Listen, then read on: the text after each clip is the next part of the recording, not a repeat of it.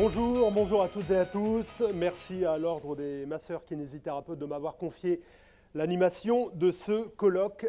J'en profite également pour saluer celles et ceux qui nous suivront en direct pendant toute la journée sur le site de l'Ordre des masseurs kinésithérapeutes et qui pourront tweeter. On en reparlera dans un instant. Nous sommes le 8 septembre.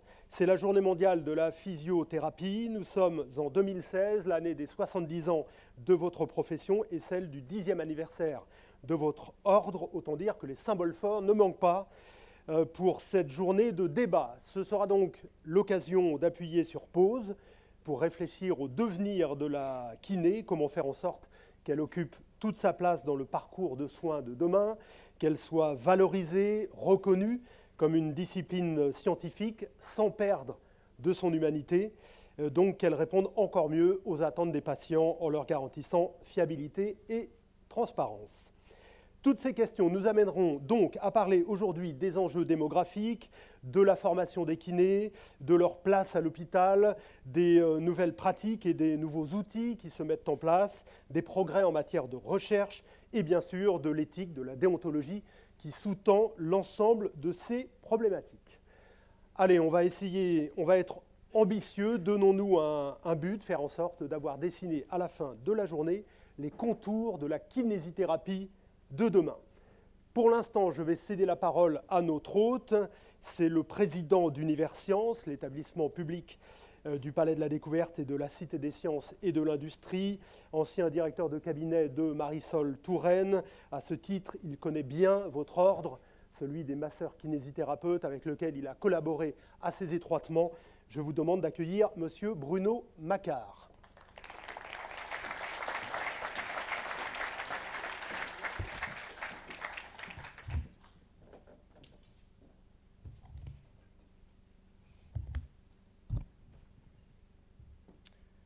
Madame la Présidente de la Commission des Affaires sociales de l'Assemblée nationale, chère Catherine Lemorton, Monsieur le Ministre, Madame la Présidente du Conseil national de l'Ordre, cher Pascal Mathieu, Madame la Présidente de la Haute Autorité de Santé, Madame la Directrice Générale de l'Offre de Soins, Monsieur le Directeur Général, Mesdames et Messieurs les membres des instances ordinales, Mesdames et Messieurs, masseurs kinés ou étudiants, parce que j'ai vu des jeunes tout à l'heure, je pense qu'ils sont étudiants en kiné. Alors c'est avec un plaisir immense que je vous accueille aujourd'hui, ce matin, pour fêter les 70 ans de la masso-kinésithérapie, votre profession.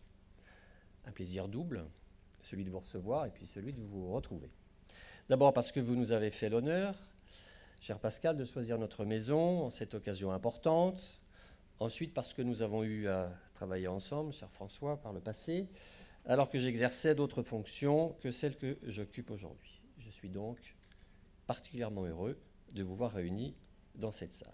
Alors vous êtes ici dans le plus grand établissement de sciences de notre pays, parmi les plus importants d'Europe, et qui déploie ses activités dans le monde entier, qui se consacre aux sciences, comme le nom l'indique, à la technique, à l'innovation, au progrès, qui se veut un lieu d'ouverture, de dialogue entre la société et la connaissance. La Cité des Sciences et de l'Industrie vient de fêter ses 30 ans, peu plus jeune que vous. Et nous sommes engagés dans une saison des anniversaires, car le second site d'Universcience, le Palais de la Découverte, célébrera quant à lui son 80e anniversaire, un petit peu plus âgé, en mai de l'année prochaine, puisqu'il avait ouvert en 1937 pour l'exposition universelle à Paris. 30 ans, 80 ans, donc un double, tout est double ce matin, un double anniversaire pour célébrer ce que nous avons fait. Pour ce seul site, près de 90 millions de visiteurs en 30 ans. Alors un anniversaire, c'est fait pour remercier ceux qui vous ont aidé à être ce que vous êtes, le grand monde de la science, mais évidemment nos publics. Et puis un anniversaire, c'est aussi un exercice de projection dans l'avenir. Alors à bien y réfléchir, et pour connaître un peu les deux mondes, celui de la santé, celui de la culture, les défis auxquels vous êtes confrontés sont finalement voisins de ceux que nous avons à relever ici à Universcience. Le premier, c'est sans doute trouver en nous les forces pour agir, sans attendre qu'on, quand je dis on, les pouvoirs publics, nous le demandent ou que les circonstances nous y pressent. Ensuite, développer des relations avec autrui. Je parle du patient, du visiteur pour nous, qui ne soit plus vertical, du sachant à l'ignorant, et qui déborde le temps du contact, de la séance, de la visite. Puis enfin, sans doute, promouvoir l'interdisciplinarité, qui va bien au-delà de la valorisation du travail en équipe, et qui plaide pour une approche globale de la prise en charge pour vous et du savoir pour nous. Vous êtes donc ici totalement chez vous. Et ce, d'autant plus qu'Universcience est engagé depuis longtemps au service de la santé. À travers la Cité de la Santé, l'établissement offre aux usagers, depuis un grand nombre d'années, informations et conseils grâce à un réseau d'experts et de professionnels reconnus. C'est un équipement pionnier, créé dans le sillage de la loi Kouchner, d'accompagnement des malades, de leurs proches et de toute personne désireuse de s'informer sur le système de santé pris au sens large. Et puis nous avons plus récemment lancé ID Santé, qui est un cycle de 18 mois pour imaginer, réaliser les innovations technologiques qui façonneront la santé de demain. Le point d'orgue de ce cycle a été la Journée nationale de l'innovation en santé, organisée par le ministère des Affaires sociales et de la Santé. Après une première édition très réussie en janvier dernier, la Cité des sciences et de l'industrie accueillera la deuxième édition de cette manifestation, notez-le, les 27, 28 et 29 janvier prochains, donc 2017. Enfin, et pour quelques semaines encore, au-dessus de nous, nous présentons une exposition intitulée « Mental désordre » qui s'attache à promouvoir un regard différent sur les troubles mentaux. Alors, assez parlé de ce que nous faisons, même si je saisis cette occasion, car il est temps pour vous d'entrer dans le vif du sujet. Je vais donc laisser la parole sans plus attendre à Pascal Mathieu, présidente de l'Ordre, en vous souhaitant un joyeux anniversaire et une très belle journée à la Cité des sciences et de l'industrie. Je vous remercie. Merci. Merci, Monsieur Macquart. Eh bien, effectivement, nous cédons la parole à la présidente de l'Ordre des masseurs kinésithérapeutes, Madame Mathieu. C'est à vous.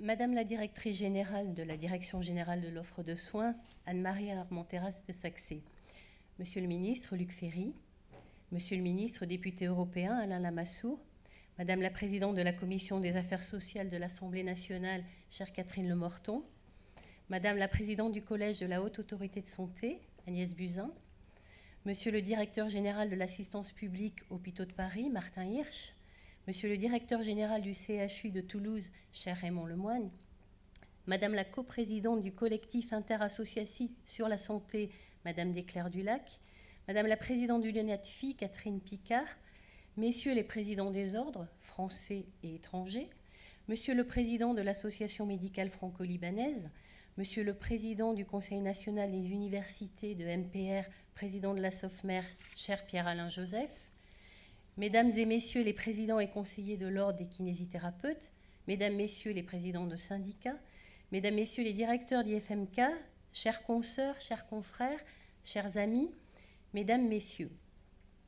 Merci tout d'abord à Bruno Macquart, président d'Universcience, de bien vouloir nous accueillir dans cette belle maison, où l'on a souvent plaisir à revenir, quel que soit l'âge que l'on est. J'ai des souvenirs de visites ici avec mes enfants lorsqu'ils étaient petits. Merci Bruno Macquart, notre présence ici n'est pas due au hasard, lorsqu'on connaît votre parcours et les fonctions que vous avez occupées. Lorsque je vois cette salle, avec ce nombreux auditoire, je mesure la place qu'occupe la kinésithérapie dans le paysage sanitaire français. Et je vous remercie à tous d'être venus, de loin parfois, pour assister à ce colloque organisé par le Conseil national de l'Ordre des kinésithérapeutes que j'ai l'honneur de présider. Nous sommes réunis aujourd'hui pour débattre sur la kinésithérapie et les nouvelles technologies et pour recentrer le débat sur l'humain, le patient. Kinésithérapeute, nous avons choisi de parler de kinésithérapie, bien sûr, mais le thème est en réalité beaucoup plus large tant les nouvelles technologies ont déjà fait irruption dans le monde de la santé. Fruit de la recherche, promesse de progrès pour l'homme, nous devons veiller à ce que leur émergence respecte la relation thérapeutique.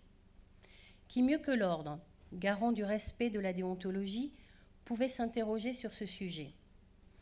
Nous avons souhaité entendre des philosophes, des avocats, des représentants des patients, des représentants des institutions, des kinésithérapeutes aussi, nous faire part de leurs réflexions. Aujourd'hui, c'est un jour particulier. Particulier car le 8 septembre, c'est la journée mondiale de la physiothérapie, qui voit notre profession célébrée dans le monde entier.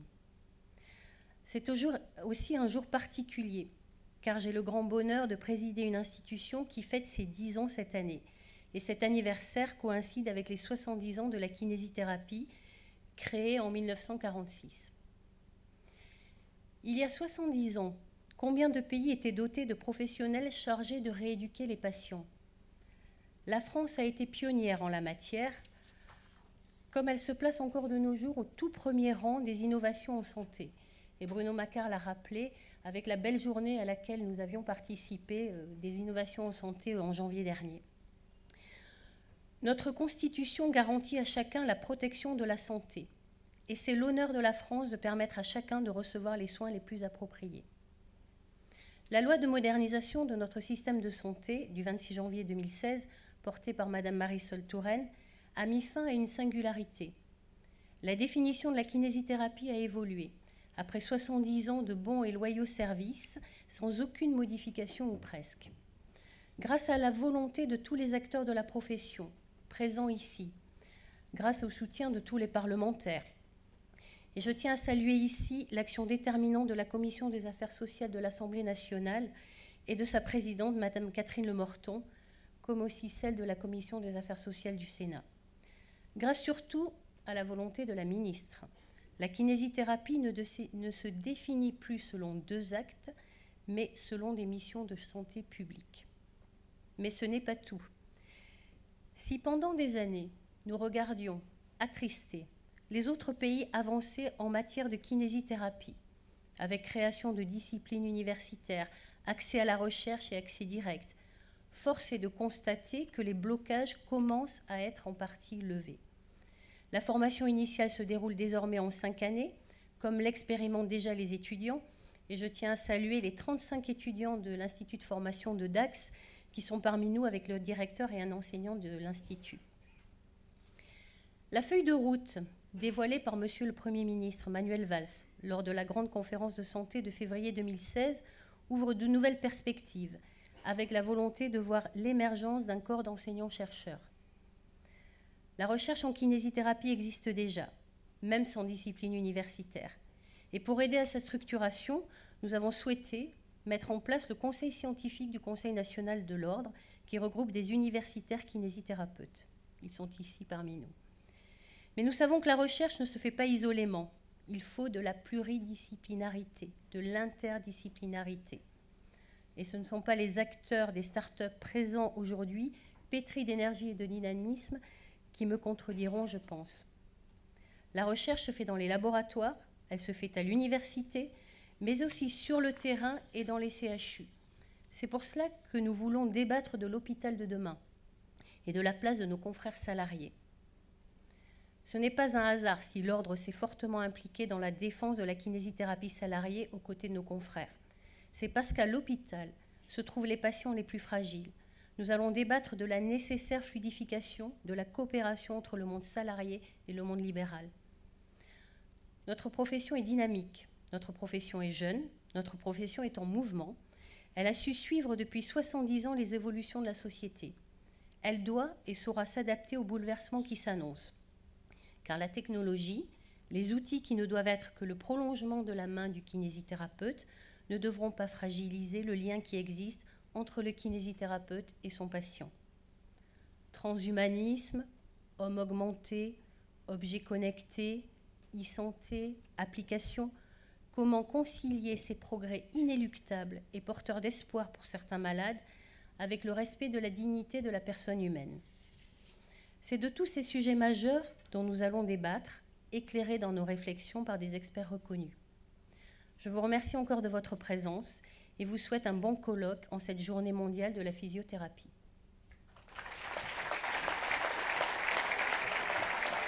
Merci. Merci à Pascale Mathieu, présidente du Conseil national de l'Ordre des masseurs kinésithérapeutes. Je vais enfin appeler à nous rejoindre sur la scène Madame Anne-Marie Armenteras de Saxé, la directrice générale de l'offre de soins. Madame. Merci, Madame la Présidente de la Commission des Affaires sociales de l'Assemblée nationale, Madame la Présidente de l'Ordre, Monsieur le Président d'Universcience, cher Bruno Macquart, Messieurs les ministres, Madame la Présidente du Collège de la Haute Autorité de Santé, Mesdames et Messieurs, je suis très heureuse de participer comme directrice générale de l'offre de soins à l'ouverture de ce colloque avec vous ce matin. Madame la ministre n'a pu être présente avec vous en ce moment car elle est en déplacement au Japon dans le cadre de la réunion des ministres de la Santé du G7 où, sous l'impulsion de la France et du président de la République, leur groupe travaille sur un thème qui, au fond, n'est pas si éloigné du vôtre, puisqu'il s'agit de celui de l'innovation et en particulier du financement des thérapies innovantes. Je voudrais, en quelques minutes, puisque vous m'avez permis de le faire et je vous en remercie, retracer ou resituer quelques mesures qui sont importantes et prometteuses pour votre profession et qui sont issues de la loi de modernisation de notre système de santé. Madame la présidente du Conseil de l'Ordre, donc vous venez d'en parler rapidement. Ce sont des mesures effectivement qui vont accompagner les évolutions de votre métier pour mieux vous permettre d'occuper la place qui est la vôtre dans les parcours de santé des patients, avec cette particularité que votre profession occupe, qu'il ne s'agit pas d'une tranche d'âge ou d'une tranche de population, mais de la totalité des âges, de la naissance aux soins palliatifs, du petit bébé à la personne âgée. Et de ce point de vue, la période est extrêmement stimulante puisque l'exercice et les conditions d'exercice, les coopérations entre les professionnels de santé, les modèles d'organisation sont tous interrogés avec pour objectif d'améliorer la réponse aux besoins de santé de nos compatriotes, de fluidifier les parcours de soins, comme vous l'avez indiqué, Madame la Présidente, et de renforcer la complémentarité des interventions des différents professionnels. Et c'est précisément pour améliorer la prévention et mieux répondre aux besoins de santé que l'élargissement des compétences de plusieurs professions de santé a été décidé.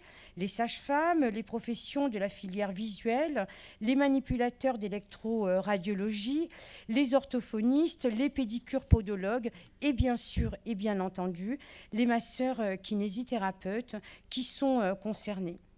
Pour votre profession, les enjeux de la loi sont majeurs et, je voudrais le souligner, sont le fruit d'une forte volonté des organisations professionnelles relayées par votre ordre, que je salue, dont je salue l'engagement et le dynamisme en vue de rénover le cadre d'intervention de votre profession. Et donc l'article, effectivement, du Code de la santé qui définit votre profession, l'article 123 a été très largement revu. Il affiche de façon beaucoup plus précise le rôle dans lequel s'inscrit la massokinésithérapie, c'est-à-dire la promotion de la santé, la prévention, le diagnostic kinésithérapique et le traitement. Il rappelle un principe fondamental de votre profession qui est l'indépendance et la responsabilité. Il permet une intervention en urgence du masseur kinésithérapeute dans son champ, sans que celle-ci n'ait été de ce fait préalablement décidée par le médecin. Il caractérise encore la disposition sur l'exercice illégal, déjà prévue dans le Code de la santé publique, pour mieux protéger votre exercice professionnel. Et la loi permet aux masseurs kinésithérapeutes de prescrire les substituts nicotiniques. Et pour répondre à des enjeux nouveaux liés aux pathologies chroniques, au vieillissement, la loi permet également une nouvelle forme d'exercice pour les auxiliaires médicaux, la pratique avancée, non pas en substitution du médecin, mais en complémentarité avec lui. Et il s'agira donc pour les auxiliaires médicaux d'avoir des activités d'orientation, de prévention, dépistage, de réalisation d'actes techniques, de surveillance ou encore de formulation des conclusions cliniques. Le dynamisme de votre profession et de votre ordre ne me fait pas douter sur le fait que les réflexions vont être riches et efficace sur la déclinaison, le déroulement, l'évolution de cette notion de la pratique avancée. Au-delà de ces deux dispositions symboliquement fortes, la loi porte également sur des mesures très importantes qui ont commencé à être concertées dans les textes d'application. Je pense en particulier aux activités physiques adaptées, à la reconnaissance des qualifications ou au renouvellement, sous certaines conditions, des prescriptions médicales. Les concertations, je le disais, ont été engagées. L'Ordre a été et continuera d'être concerté dans ce cadre et j'en suis convaincue de tenir encore son rôle de partenaire exigeant et constructif dans cette discussion. Et pour terminer, je voudrais évoquer les travaux de réingénierie de la formation. Vous les avez évoqués, Madame la Présidente, engagés avec vous depuis de très nombreuses années et qui ont permis de poser en 2015 déjà les premiers jalons de l'universitarisation de votre formation. En lien avec l'université, les autres filières de formation, l'inscription dans le cadre européen, les travaux ont été nombreux. Ils vont être poursuivis dans l'esprit de la feuille de route qui a été définie par le gouvernement dans le cadre de la grande conférence de santé. Et je porte ces travaux avec mon homologue de l'enseignement supérieur. Voilà, mesdames et messieurs, petit panorama rapide des travaux que nous menons ensemble et qui contribuent à l'évolution de votre profession.